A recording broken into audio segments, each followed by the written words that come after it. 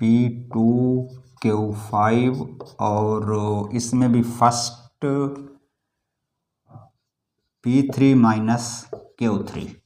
ये हो गया LCM क्वेश्चन नंबर 10 का, एक x और एक ये वाली ब्रैकेट। बस ठीक है, अब LCM ले लेते हैं। इस तरफ भी x + 2 है, ये -2 कैसे हो गया भाई? कोई साइन तो बाहर माइनस गया नहीं है, ये प्लस है तो यहाँ पर हम इसको प्लस ही लिखेंगे।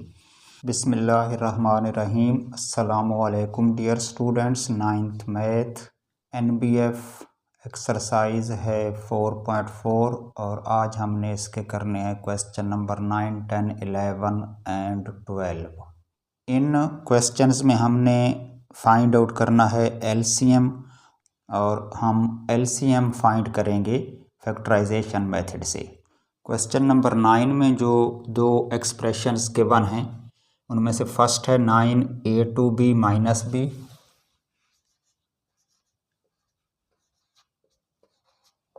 और सेकंड है 6a2 + 2a।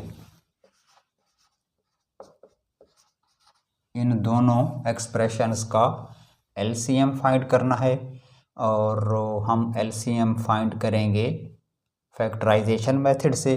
तो पहले हम फर्स्ट एक्सप्रेशन की फैक्टराइजेशन करेंगे, फिर सेकंड की करेंगे और फिर देखेंगे कि LCM कैसे निकालते हैं।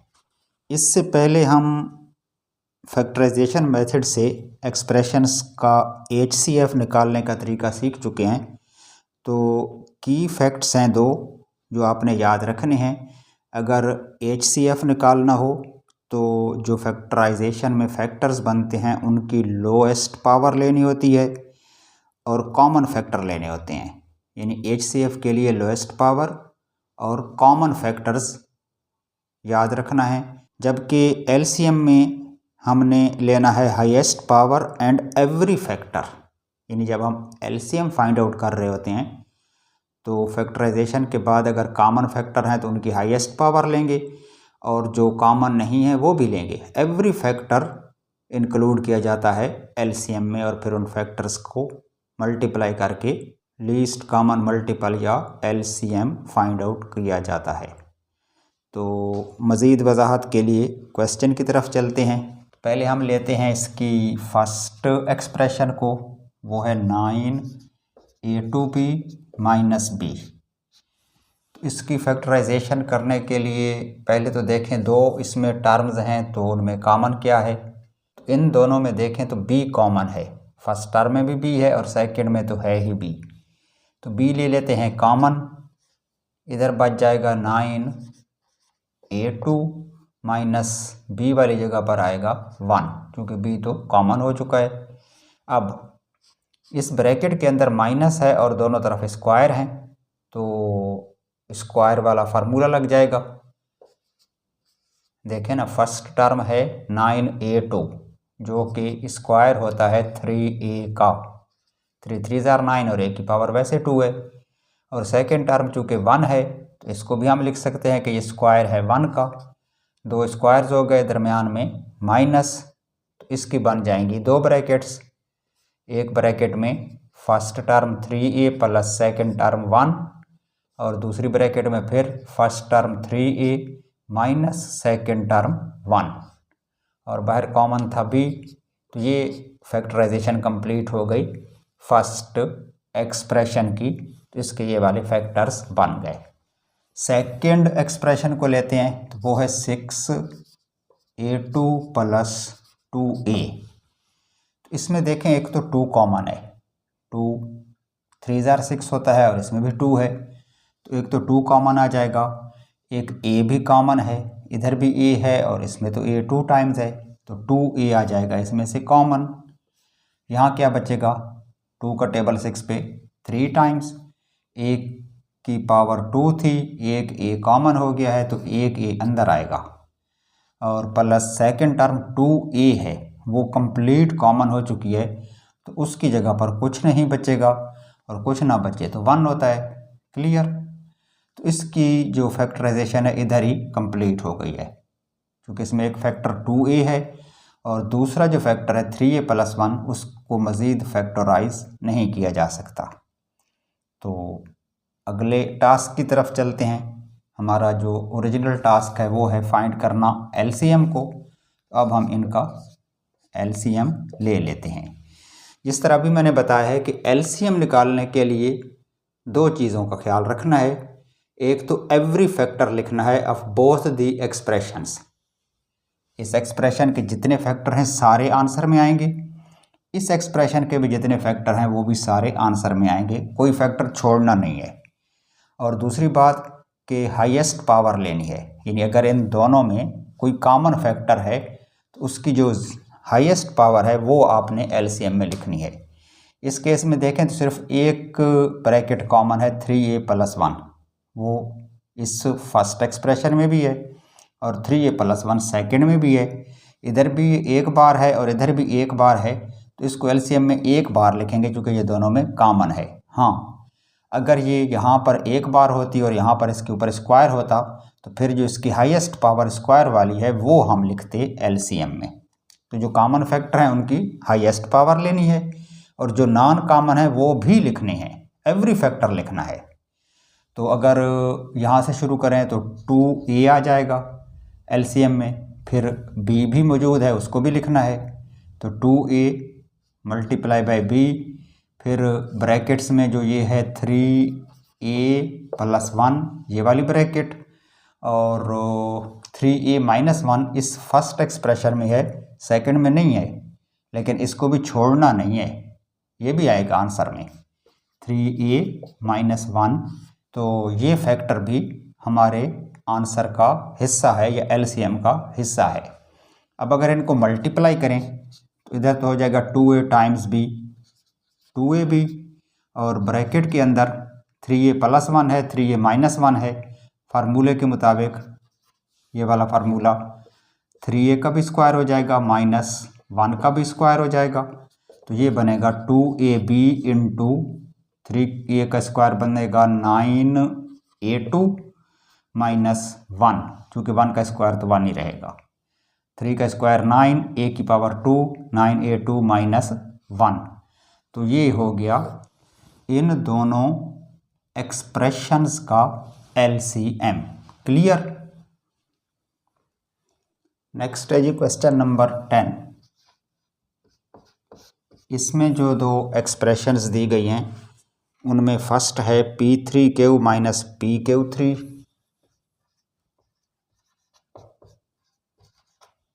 और सेकंड है p5q2 - p2q5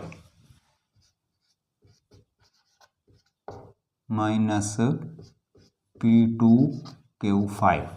इन दोनों एक्सप्रेशंस का भी एलसीएम कैलकुलेट करना है और मेथड हम लगाएंगे फैक्टराइजेशन वाला। पहले फर्स्ट एक्सप्रेशन को लेते हैं, p3q - pq3। तो स्टेप नंबर 1 होता है कॉमन लेने का। इन दोनों में कौन सी चीज़ कॉमन है?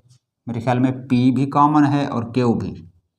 इस तरफ p 1 है, इस तरफ p 3 टाइम्स है, तो 1p तो कॉमन आ जाएगा, और एक q भी कॉमन आएगा क्योंकि फर्स्ट टर्म में q सिंगल है और इसमें 3 टाइम्स है। तो अगर p q को कॉमन लें तो इस पोजीशन पे क्या बचेगा? p3 है, 1 कॉमन हो गया तो p2 बचेगा, और q नहीं आएगा फर्स्ट टर्म में क्योंकि q कॉमन हो गया। इसी तरह सेकंड टर्म में p नहीं आएगा क्योंकि p कॉमन हो चुका है।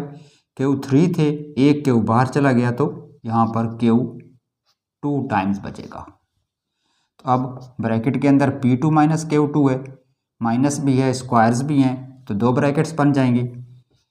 p q तो बिल्कुल बाहर था, इसकी दो ब्रैकेट्स बनेंगी, एक में p + q और एक में p - q।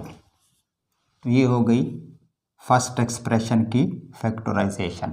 सेकंड को लेते हैं, तो सेकंड एक्सप्रेशन है p5q2 - p2q5, और इसमें भी फर्स्ट स्टेप ये होगा कि हम इसमें से कॉमन लेंगे। तो इसमें देखें, इस तरफ p है 5 टाइम्स, इस तरफ p है 2 टाइम्स, तो एटलीस्ट p जो है 2 वो दोनों तरफ कॉमन है। सिमिलरली इधर Q2 है, इधर Q5 है, तो Q भी जो है वो 2 टाइम्स कॉमन आ जाएगा। तो यहाँ पर P3 बचेगा, P5 था ना, 2 कॉमन हुआ है, तो P की जो पावर है वो 3 होगी, माइनस इस तरफ Q3 बचेगा, चूँकि P2 तो कॉमन हो गया, Q भी 2 कॉमन हुआ है, तो 5 में से 2 निकाल लें, बाकी बचेंगे 3, तो Q3 कॉमन आएगा। अब P2 और Q2 ये तो बिल्कुल बाहर कॉमन हो चुके हैं, इसकी बनेंगी 2 ब्रैकेट्स क्यूब वाले फार्मूले के तहत। P cube minus Q cube है, तो फर्स्ट ब्रैकेट में तो P माइनस Q आ जाएंगे, A माइनस B। दूसरी ब्रैकेट में क्या आएगा क्यूब वाले फार्मूले में कि फर्स्ट टर्म का होता है स्क्वायर A2, या यहाँ पर P है तो P2। अब साइन प्लस आएगा चूँकि इधर माइनस था, माइनस के क्यूब्स हूँ तो मिडल टर्म प्लस होती है, और मिडल टर्म में होता है जस्ट प्रोडक्ट फर्स्ट और सेकंड का, तो फर्स्ट P है, सेकंड Q है, यहाँ बनेगा P Q, और फिर उसमें ऐड होगा square of the second term, और सेकंड टर्म Q है तो Q2 ऐड होगा, ये हो जाएगी सेकंड ब्रैकेट।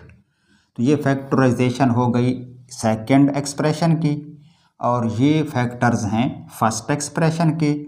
हमने इन दोनों का निकालना है LCM, और LCM में क्या लिखना है, जो कॉमन फैक्टर हैं उनकी हाईएस्ट पावर, और जो कॉमन नहीं हैं वो भी लिखने हैं। तो इसमें देखें PQ यहाँ पर मौजूद है, और PQ इसमें भी है, इसमें तो P भी 2 टाइम्स और Q भी 2 टाइम्स है, तो PQ नहीं लिखना, हमने इनकी हाईएस्ट पावर लिखनी है, यानी P2 Q2 LCM में आएगा, जिसमें ये वाला PQ भी आ गया, और ये वाला जो PQ है ये तो 2 टाइम्स है। उसके बाद P प्लस Q इसमें है, इसमें नहीं है, लेकिन हमने तो यहाँ लिखना है, P प्लस Q भी LCM में आ जाएगा। फिर जो है P माइनस Q वो इसमें भी है और इसमें भी है, तो वो भी आ जाएगा, ये तो दोनों में कॉमन है, जो कॉमन हो उसको एक बार लिखना है या उसकी हाईएस्ट पावर लेनी है। तो यहाँ पर जो कि दोनों की पावर 1 है तो जस्ट वही आ जाएगा। अब इसके तो तीनों फैक्टर्स जो हैं वो इधर आ चुके हैं, PQ भी, P प्लस Q भी, P माइनस Q भी, और सेकंड एक्सप्रेशन का ये फैक्टर आ गया, ये भी आ गया यहाँ पर, और ये फैक्टर अभी रहता है, इसको भी हमने छोड़ना नहीं है, LCM में इसको भी लिखना है, यानी एक ब्रैकेट बनेगी P2 plus PQ plus Q2, तो ये तमाम ब्रैकेट्स हो जाएंगी LCM इन दोनों एक्सप्रेशंस का। अब अगर इसको और इसको मल्टीप्लाई कर दें जस्ट इस फार्मूले के मुताबिक, तो ये बन जाएगा P3 माइनस Q3, चूँकि इनका प्रोडक्ट यहाँ पर हम कर चुके हैं कि P3 माइनस Q3 को फैक्टराइज किया था, तो P माइनस Q और ये वाली ब्रैकेट आई थी, तो P माइनस Q और इस ब्रैकेट को अगर मल्टीप्लाई करें तो फिर P3 माइनस Q3 आएगा, तो हमारा आंसर बन जाएगा P2 Q2 into P plus Q, ये ब्रैकेट तो वैसे आएगी, और इन दोनों का प्रोडक्ट बनेगा P3 माइनस Q3। ये हो गया LCM क्वेश्चन नंबर 10 का। क्लियर। नेक्स्ट है जी क्वेश्चन नंबर 11। इसमें जो 2 एक्सप्रेशंस दी गई हैं उनमें फर्स्ट है 4x2y माइनस y, और सेकंड है 2x2 प्लस x, और इन दोनों का भी फाइंड आउट करना है LCM।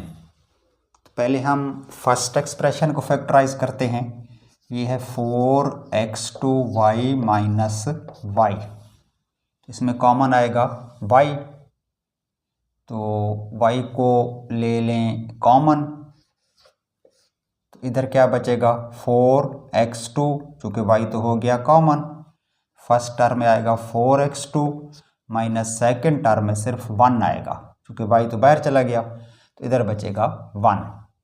अब y बाहर है, इनके बनेंगे स्क्वायर्स, चूँकि दरमियान में साइन है माइनस, तो 4x2 स्क्वायर है 2x का, 2 2 4 और x की पावर 2 है, और 1 जो है बेचारा उसको तो हम वैसे स्क्वायर फॉर्मेट में लिख लेते हैं। तो अब 2 स्क्वायर्स भी बन गए, दरमियान में माइनस भी आ गई, तो इनकी बनेगी 2 ब्रैकेट्स। फर्स्ट ब्रैकेट में फर्स्ट टर्म यहाँ से 2x प्लस सेकेंड टर्म 1, और सेकेंड ब्रैकेट में first term 2x minus second term 1, और बाहर कॉमन था y। तो ये फैक्टर्स बन गए फर्स्ट एक्सप्रेशन के। सेकेंड को लेते हैं तो वो है 2x2 plus x, 2x2 plus x। तो इसमें एक x ही कॉमन है, इधर भी है उधर भी है, x को ले लेते हैं कॉमन, तो बाकी क्या बचेगा यहाँ पर 2 और x, चूँकि x की पावर 2 थी, कॉमन एक x हुआ है, तो इधर 2 और x बच जाएगा फर्स्ट टर्म वाली जगह पर।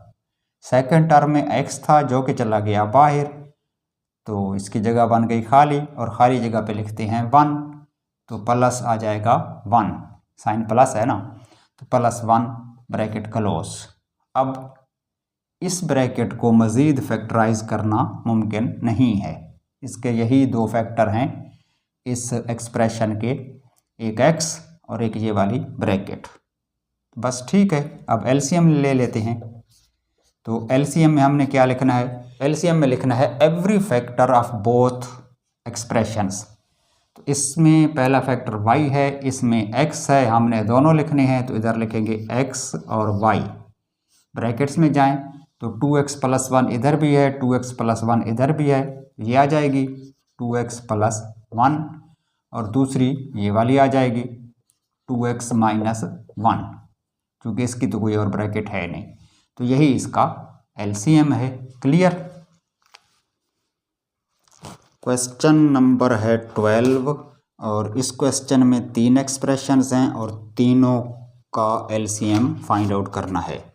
फर्स्ट एक्सप्रेशन है x2 माइनस x माइनस 6,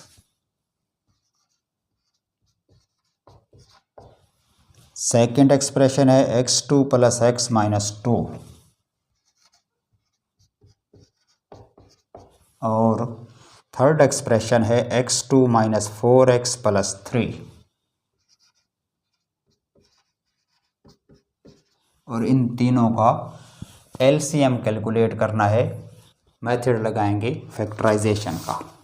अब इन तीनों एक्सप्रेशंस को गौर से देखें तो तीनों ट्राइनोमियल हैं, और ट्राइनोमियल को फैक्टराइज करने का जो मेथड होता है वो हम क्या करते हैं कि मिडल टर्म को तोड़ के ब्रेक करके 3 की 4 टर्म्स बनाते हैं, और फिर उनमें से 2 में से कॉमन लेते हैं। तो इन तीनों एक्सप्रेशंस पे सेम वही मेथड लगाना है। पहले ले लेते हैं फर्स्ट एक्सप्रेशन को, ये है x2 माइनस x माइनस 6।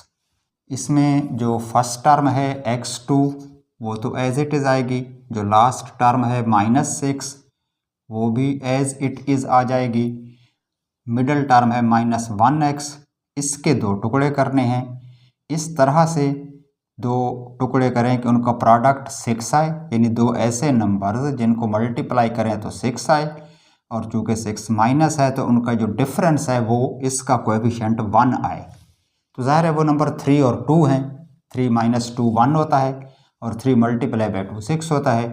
तो एक पार्ट हम लिखेंगे 3x, दूसरा लिखेंगे 2x। चूँकि 1x इधर माइनस है तो 3 को माइनस कर दें, 2 को प्लस कर दें, तो -3 + 2 -1 होगा, और इनका प्रोडक्ट -6 हो जाएगा। कॉमन लें जी, पहली 2 टर्म्स में से x कॉमन आएगा, तो x2 था, x बचेगा, माइनस इधर से x चला गया तो 3 आ गया, प्लस इनमें से कॉमन आएगा 2, तो यहाँ पर तो बच जाएगा x माइनस 2, 3 आर 6, तो एक ब्रैकेट में आएगा x माइनस 3, और दूसरी में इधर x और इस तरफ है +2।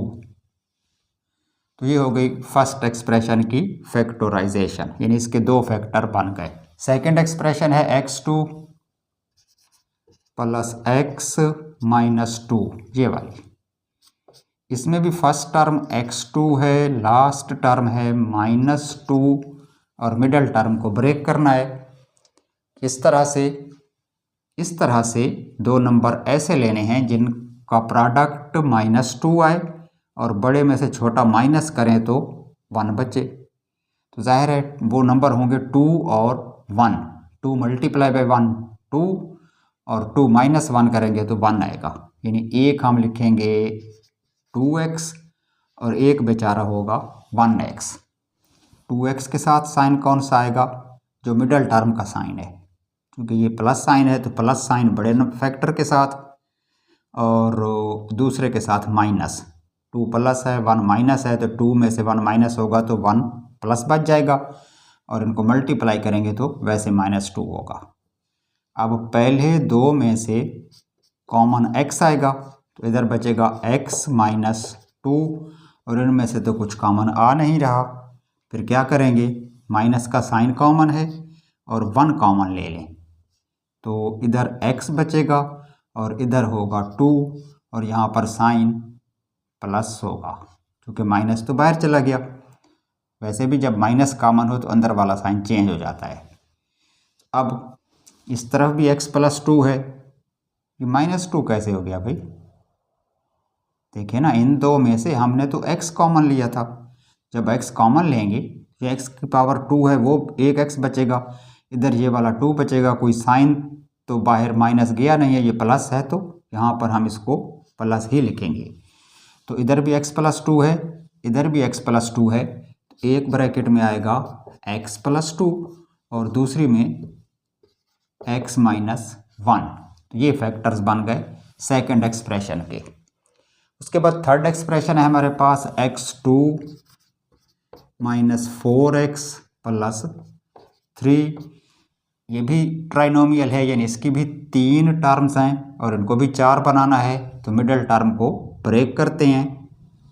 इसमें जो फर्स्ट टर्म है वो है x2, जो लास्ट टर्म है वो है 3, मिडल टर्म है 4।